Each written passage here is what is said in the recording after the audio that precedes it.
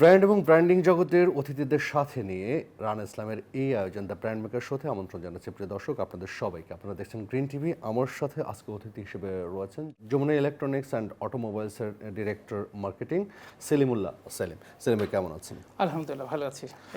দীর্ঘ সময় আপনি ব্র্যান্ডিং এজেন্সি মার্কেটিং সব নিয়ে কাজ করছেন। জীবনের শুরুর সময় যদি মনে পড়ে এখন, শুরুটা কেমন করে হয়েছিল? প্রথমে আপনাকে অশেষ ধন্যবাদ for inviting me hair. Indeed এটা খুবই আমার জন্য খুবই অনারের বিষয়। আপনি কিছুক্ষণ আগে বললেন আসলে আমার শুরুটা ব্র্যান্ড অ্যান্ড কমিউনিকেশন দিয়ে শুরু হয়েছে, সেটা প্রায় 25 ইয়ার্স ব্যাক। My goodness. তো আসলে আমরা যখন কেরিয়ারটা শুরু করেছি, আসলে এই ব্র্যান্ড বা মার্কেটিং দিয়ে কেরিয়ার শুরু করবো এমন চিন্তা থেকে আসেনি আসলে। তখন কি ধারণাটা একটু কম ছিল? হ্যাঁ, ধারণাটা কম ছিল, বাট আমি যেহেতু প্রায় 27-28 বছর আগেই তো প্রায় MBA কমপ্লিট করেছি, তখন আসলে আমরা মার্কেটিং নিয়ে পড়াশোনা করেছি, কটলার নিয়ে পড়াশোনা করা হয়েছে। সো তখন থেকে আমার ব্র্যান্ড এবং মার্কেটিং নিয়ে কিছুটা ইন্টারেস্ট গ্রো করেছে। সো আমি যখন আফটার কমপ্লিটিং মাই এডুকেশন দেশে আসলাম, দেশে এসে অনেক জায়গায় ইন্টারভিউ দিলাম। সামহাউ একটা মার্কেটিং ফেস্টিভ্যালে কিছু আমাদের মার্কেটিং গুরুদের সাথে আমার পরিচয় হয়।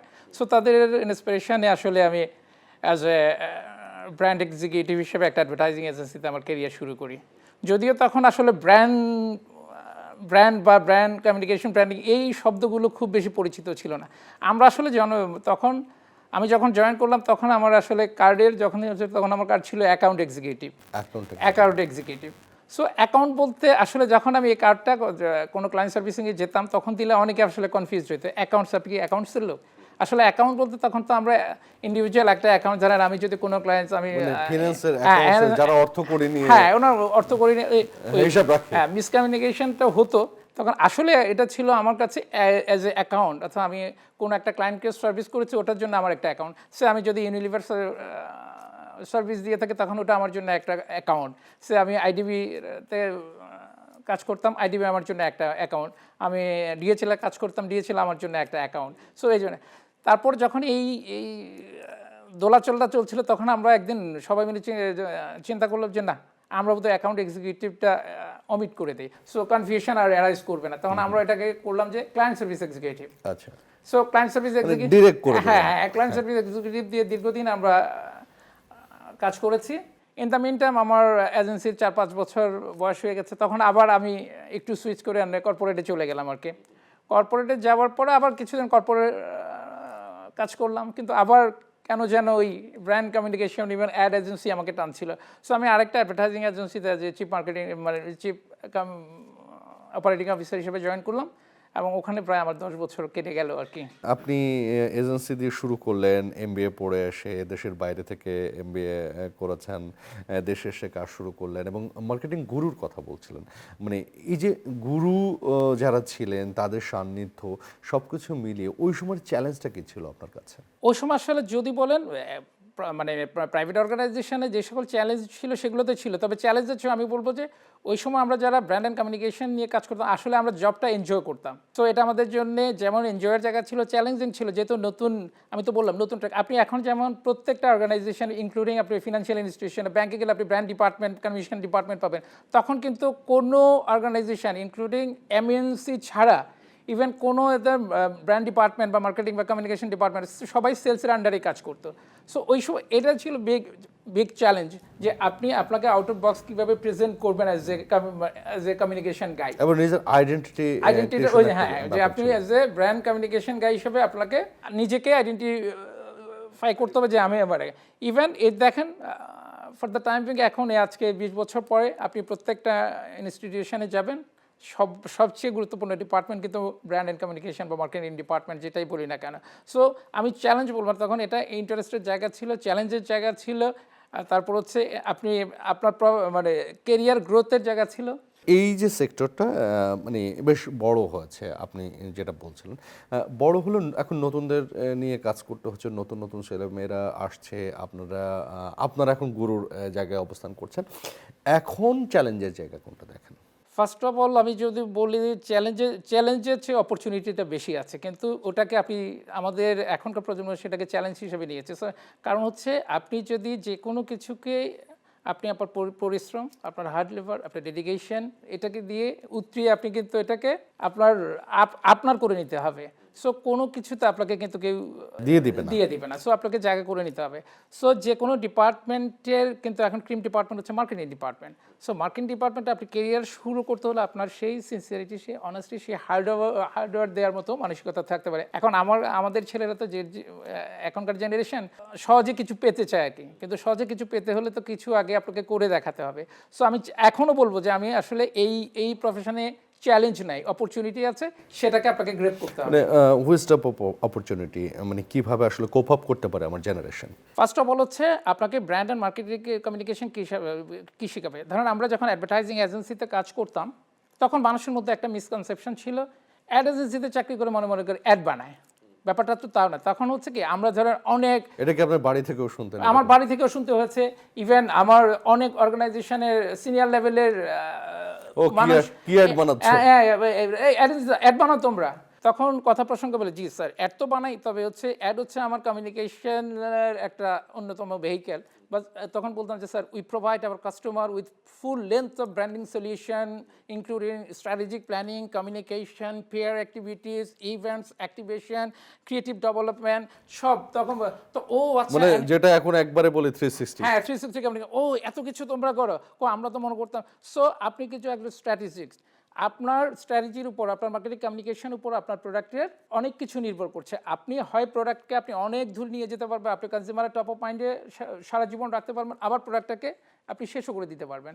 এই যে কনজিউমার টপ অফ মাইন্ডে নিয়ে যাওয়ার কথা বলছেন, তার মানে কনজিউমার অ্যানালাইসিসের ব্যাপার আছে এবং কনজিউমারকে বোঝার ব্যাপার আছে। সেটা আসলে মানে আপনারা কাজ করতে যে কতটুকু করতে পারছেন? Before going to take any communication strategy, সেই কনজিউমারের টেস্ট প্রেফারেন্সটা আপনাকে অ্যানালাইসিস করতে হবে, আপনার কনজিউমার রিসার্চ করতে হবে। দুঃখজনক হলেও সত্যি, এই রিসার্চের জায়গাটা এখন আসলে একদম নেই। সো আমরা যখন অ্যাড ইন্ডাস্ট্রিতে কাজ করেছিলাম, তখন আমরা যখন কোনো পিচ করতাম, কোনো কমিউনিকেশন স্ট্র্যাটেজি দিতাম, তখন কিন্তু আমাদের কাছে এই রিসার্চের রিপোর্টটা অনেক বেশি ভাইটাল ছিল। এবং আপনি দেখবেন যে তখন বড় বড় অনেকগুলো রিসার্চ অর্গানাইজেশন ছিল, আপনি মনে করতে পারবেন কিনা যেন এমআরসি মোড ছিল, সিরিয়াস মার্কেট রিসার্চ ছিল, নেলসেল, এসি নেলসেল ছিল, এখন যেটা নেলসেল বাংলাদেশ হচ্ছে। সো একটা আপনি যখন টিজি প্রোফাইলিং করবেন, সেটার জন্যে আপনার রিসার্চ মাস্ট, কারণ আপনার টিজির টেস্ট প্রেফারেন্স, তার এডুকেশন লেভেল, তার মিডিয়া হ্যাবিট, সব কিছু অ্যানালাইসিস করার পর আপনি জানতে পারবেন যে আপনি কোন ধরনের কমিউনিকেশন করবেন। সেটা কি আপনি কি এটিএল এ যাবেন, বিটিএল মিডিয়াতে যাবেন, না থ্রো দ্য লাইন অ্যাক্টিভিটিস করবেন, ইভেন্ট করবেন, না অ্যাক্টিভেশন করবেন, আপনি রেডিওতে যাবেন, টিভিতে যাবেন, সোশ্যাল মিডিয়াতে যাবেন, পত্রিকাতে যাবেন, আউটডোরে যাবেন, সেটা কিন্তু আপনার টিজি অ্যানালাইসিসের পরে। তো টিজি প্রোফাইলিং ইজ মাস্ট। আর টিজি প্রোফাইলিং করতে হলে আপনাকে কনজিউমার রিসার্চটা। সো আপনি যে সময়ের কথা বলছিলেন, আমি যদি বলে থাকি যে 90 দশকের শুরুর দিকে বা 2000-এর দিকেও আমরা দেখেছি যে ফিল্ড রিসার্চ বলে একটা ব্যাপার ছিল এবং সরাসরি মানে কনজিউমারের কাছে পৌঁছানোর একটা প্রচেষ্টা দেখেছি। ডিজিটাল কমিউনিকেশন আসার পরে, বিশেষ করে আপনারা যারা লিড করছেন মার্কেটিংয়ে, তারা ডিজিটালকেই প্রায়োরিটি দিচ্ছেন। এখানে কোনো শুভঙ্করের ফাঁকি বা ভুল থেকে যাচ্ছে কিনা? ডিজিটালকে, সেটা হচ্ছে কিছুক্ষণ আগে আমি বললাম, আমাদের কিন্তু মিডিয়া হ্যাবিট চেঞ্জ হয়েছে। সো আমি যখন আগে মিডিয়া প্ল্যানিং করতাম, তখন কিন্তু আমি টিজির মিডিয়া হ্যাবিটটা অ্যানালাইসিস আমার মাস্ট ছিল। সো আমি তখন টিজির মিডিয়া হ্যাবিট অ্যানালাইসিস করে তার সারাদিনের অ্যাক্টিভিটিসটা আমি আসলে করতাম। সে ফর এক্সাম্পল, রানা ভাই আমার টিজি, সে কোনো একটা প্রোডাক্টের। সো রানা ভাই মর্নিংয়ে কী করে, আমরা আগে কী করতাম, স্যার রানা ভাই মর্নিংয়ে ঘুম থেকে উঠে সে শাওয়ার টাওয়ার নিয়ে এসে নাস্তার টেবিলে বসে। নাস্তার টেবিলে বসে আগের সময়টা হলে আমরা কি করতাম, তার পত্রিকা, একজন মানুষ পত্রিকা পড়ার হ্যাবিট ছিল। সো ওই যে আমরা দেখেন, আমরা ওটাকে বলতাম ওটিএস, অপরচুনিটি টু সি। ওটিএসটা বের করতাম যে উনি এই নাস্তার টেবিলে পত্রিকা পড়তে পারে। সেকেন্ড, উনি যদি ওই যে আপনাকে আমি ধরলাম, তার অফিস, তার ব্যবসা প্রতিষ্ঠানে যাওয়ার জন্য সে ভেহিকেল ইউজ করে, সে বাসে গেলে এক ধরনের, সে যদি নিজের গাড়িতে যায় তাহলে ওটা আমরা আগে তো ওটাতে আমি এসিসি নির্ভর করে নিতাম, সোশিও ইকোনমিক ক্লাস, এটা কি এ না বি না সি না ডি। সো সে যদি তার প্রাইভেট গাড়িতে যায়, তাহলে তার সেখানে গান শোনার একটা অপরচুনিটি আছে, এফএম। সে যদি বাস যায়, তাহলে তাহলে কি হলো, সে বাসের মধ্যে এদিক ওদিক তাকাতে পারে, আর তাকালে তাহলে সে তাহলে মানে সে billboard দেখবে, outdoor, আকাশ দেখবে। হ্যাঁ, আকাশ দেখতে পারে। সো তার অফিসে গেলে অফিসে এসে কি কি দেখার তার সুযোগ আছে সেটা অ্যানালাইসিস করতে, সন্ধ্যা বাড়ি ফিরে সে কি করবে, নাস্তা করবে, নাস্তার টেবিল পরে সন্ধ্যা টিভি দেখবে। সো এগুলো অ্যানালাইসিস করে আমি মিডিয়া প্ল্যানিংটা করতাম তার মিডিয়া হ্যাবিট অনুযায়ী। সো এখন যেহেতু ডিজিটাল কমিউনিকেশনের যুগ, আপনি যেমন আমাদের টিজিতে মিডিয়া হ্যাবিট চেঞ্জ হয়ে এখন সারাক্ষণ আপনার হাতে টিভি আছে, সারাক্ষণ হাতে আপনার আছে নিউজ পেপার আছে। সো স্বাভাবিকভাবে আমার যদি এটা কনজিউমার প্রোডাক্ট হয়ে থাকে, আমার টিজির যদি ওই ধরনের ইউটিউবে এসে যদি সারাক্ষণ থেকে থাকে, সে যদি ফেসবুকিং করে থাকে, ডেফিনেটলি আমাকে ওখানে যেতে হবে। সে যদি আমার স্পেশালাইজ প্রোডাক্ট হয়, আমার যদি আরবানের কোনো প্রোডাক্ট হয়, আমার এসিসি এ যদি হয়, তাদের মিডিয়া অ্যানালাইসিস করে আমি আসলে উনি কি লিঙ্কডইনে আছেন না উনি কেবল মানে এখানেও সোশিও ইকোনমিক ক্লাস অনুযায়ী আপনাকে আসলে ডিফার ডেফিনেটলি। করতে সো হচ্ছে। ওই ফোকাসটা এখন বেশি হচ্ছে, কারণ হচ্ছে মিডিয়া ভিড অ্যানালাইসিস করে আমাদেরকে এখন ডিজিটাল কমিউনিকেশনের দিকে ধাবিত হতে। তারপরে ওয়ান অফ দ্য কি যদি বলি ম্যাস পিপলের জন্য টিভি মিডিয়া এখনো অনেক বেশি ভাইটাল রোল প্লে করে। আর আপনার প্রোগ্রামের নামই তো হচ্ছে হলো the brand brand maker. maker. So you can't make a brand until the product or services itself offer a promise to the customer. TV itself মানে প্রোডাক্ট, আমরা প্রোডাক্ট নিয়ে কাজ করি কিন্তু মানুষের ড্রিম নিয়ে কাজ করি, মানুষের টেস্ট নিয়ে কাজ করি। সেখানে আপনি দীর্ঘ সময় ধরে টিভি মার্কেটিংয়ের সাথে কাজ করতে হয়েছে, সেখান থেকে টেলিভিশনের ব্র্যান্ডিং নিয়ে আপনার ভাবনা কি? সো ফার্স্ট অফ অল বলে থাকি, যদিও এই জায়গাটা দূরত্ব আমাদের সাথে আছে, কিন্তু সবচেয়ে ক্লোজ রিলেশন হওয়ার কথা ছিল Brand and marketing এর সাথে। ব্র্যান্ড কমিউনিকেশন মার্কেটিং পিপলদের সাথে টিভির, যেহেতু আমার ওয়ান অফ দ্য কি মিডিয়া ভেহিকেল হচ্ছে টিভি। সো আমি যখন কোনো কমিউনিকেশন প্ল্যানিং করি, কোনো টিভি, যেহেতু আমার যদি টিভির মিডিয়া হ্যাবিট টিভি দেখা হয়ে থাকে, তাহলে টিভিকে আমরা ফার্স্ট প্রায়োরিটি, ইভেন মাস পিপলকে কভার করতে হলে টিভি হচ্ছে সবচেয়ে গুরুত্বপূর্ণ। কিন্তু আমাদের টিভি ইন্ডাস্ট্রিগুলো গ্রো করেছে ডেফিনেটলি, কিন্তু ওই আমাদের সাথে আসলে ওই অ্যালাইনটা নাই। সো যদি আপনি বলেন যে প্রোগ্রাম ওয়াইজ টিআরপি জিআরপি অনেক কিছু, তো এখন তো আসলে এগুলো নিয়ে খুব বেশি কাজ করা হয় না বা হয় না। সো আমরা কিন্তু একটা সময় এগুলো খুব বেশি করতাম। আমরা যখন কোনো গ্লোবাল ক্লায়েন্টকে পিচ করতাম, তখন জিআরপি টিআরপি ও টিএস এগুলো ক্যালকুলেশন একদম ম্যাথের মতো করে বুঝিয়ে ওনাদের থেকে নিতে হবে। আপনি দেখেন এখন general entertainment channel, specialised channel, news চ্যানেলের মধ্যে আপনি কিন্তু পার্থক্য করতে পারবেন না। ঘুরে ফিরে একই এত রকম। সন্ধ্যা 6টা হলে সবারই নিউজ, এই এন্টারটেইনমেন্ট চ্যানেল কোনটা, স্পেশালাইজড চ্যানেল কোনটা, নিউজ চ্যানেল কোনটা, মানে ক্যারেক্টারাইজেশন খুঁজে আপনি পাওয়া পাবেন যাচ্ছে না। না। সো আপনি কি বলে ওই থার্সডে নাইট হলে দেখি নিউজ চ্যানেলে ফোনো লাইট কনসার্ট। সো এই জায়গাগুলো আমাদের আসলেই পরিহার করতে হবে। মানে ওই বললাম যে কিছুক্ষণ আগে যে বললাম, ব্র্যান্ডের মধ্যে যদি প্রমিস না থাকে, আপনার জানেন আপনি নিজে টিভি গ্রিন টিভি আপনার একটা ব্র্যান্ড আইডেন্টিটি আছে। সো আপনার এই ব্র্যান্ড, আপনার যদি প্রমিস না থাকে, আপনি কনজিউমার টপ অফ মাইন্ডে থাকতে পারবেন না। সো যে কোনো ব্র্যান্ডটা কি হচ্ছে, এটার নাম হতে পারে, এটা symbol is combination of them. So ওটার মধ্যে যদি প্রমিস না থাকে, প্রমিস কার করে আপনি মানে কাস্টমার কাছে লাইক করবেন। ইটসেলফ, আপনি একজন মানুষ, আপনার পার্সোনালিটিও একটা ব্র্যান্ড। হ্যাঁ হ্যাঁ, আমার এই পার্সোনাল মধ্যে প্রমিসটা থাকতে হবে যে এই আমার বা আপনার যে প্রোডাক্ট আছে ওটা হচ্ছে কাস্টমারের নিড বা ডিমান্ডটা ফুলফিল করতে পারছে কিনা। ডিমান্ড বা নিড ফুলফিল করতে পারলে একটা সময় কাস্টমারের টপ অফ মাইন্ডে আপনি চলে যাবেন। এবং সেটা আসলে রিয়েলি ওয়ার্ক করে। আমরা সেই জায়গায় আসতে চাই, একটা বিরতি নিয়ে আসি। প্রিয় দর্শক, নিচ্ছি ছোট্ট একটা বিরতি, কোথাও যাবেন এই প্রাণবন্ত আলোচনায় আবারও ফিরছি একটু পরে।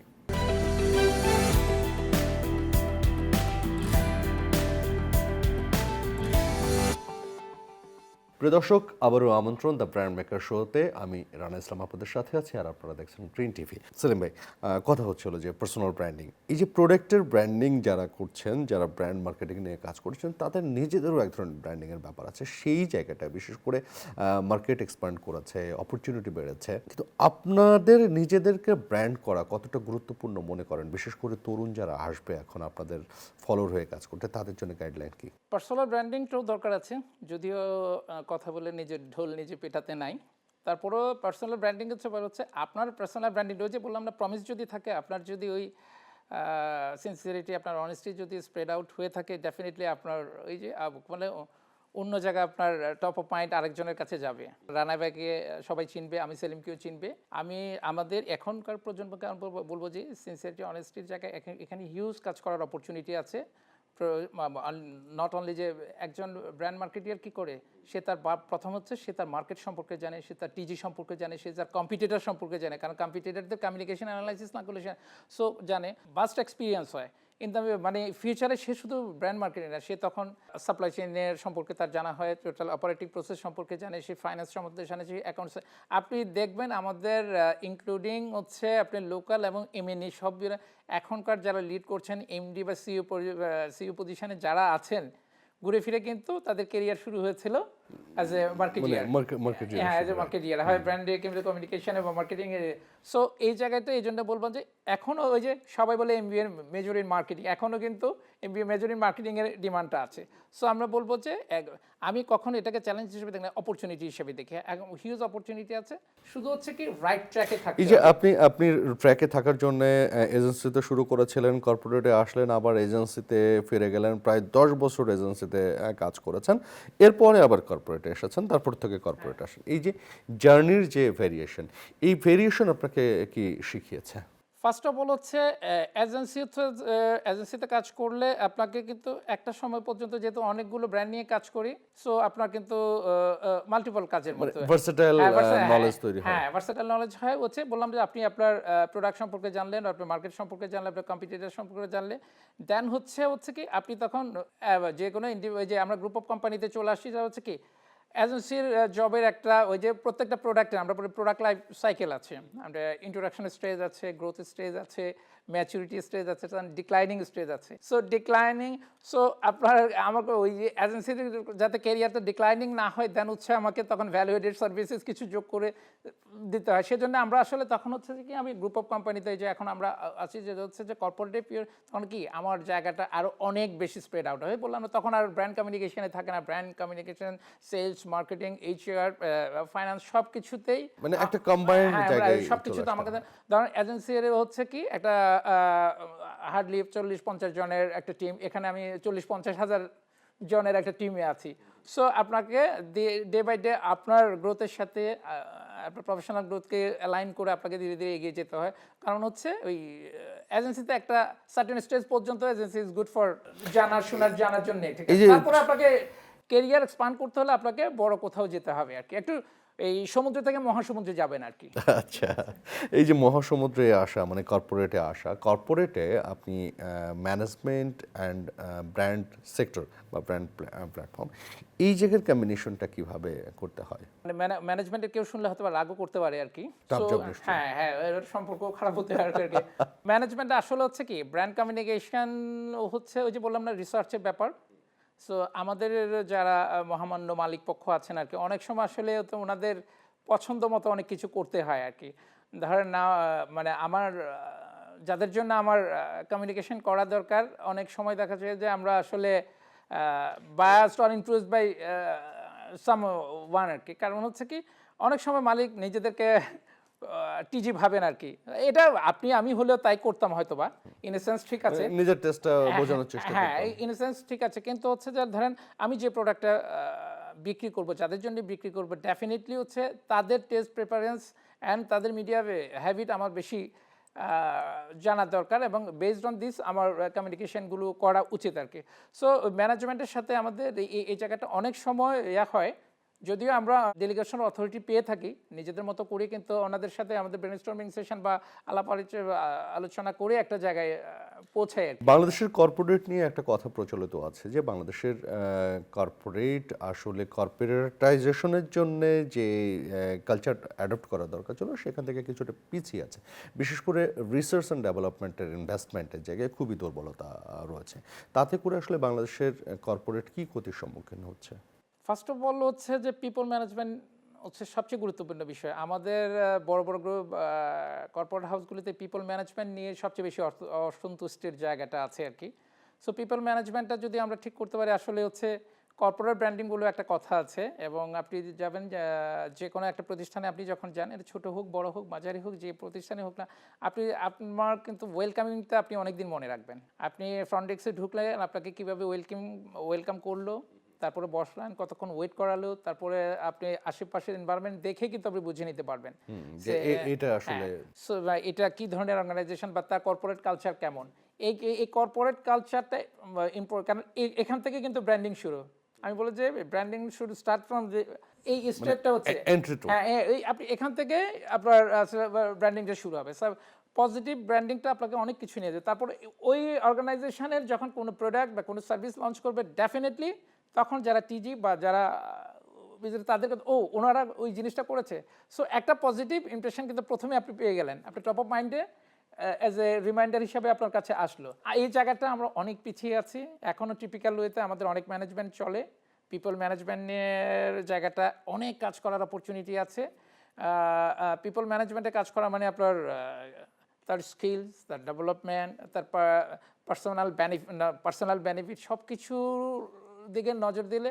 সো এই কর্পোরেটে দেখেন এখন আমরা কিন্তু এমিনি আর লোকাল কোম্পানির মধ্যে অনেক বেশি পার্থক্য খুঁজে পাই, যার কারণে ছেলেদের কাছে এখনও এমিনিটা অনেকের কাছে ড্রিম। সো যদিও ব্যতিক্রম কিছু আছে, আমাদের কিছু অর্গানাইজেশন আছে এমিনির চেয়েও ভালো, ওরা খুব ভালো করছে এবং এক্সেপশনালি তারা ভালো করছে এবং তাদের সুনাম সবাই জানে এবং তাদের brand image already corporate brand image, product ব্র্যান্ডের ইমেজ সব কিছুই আছে।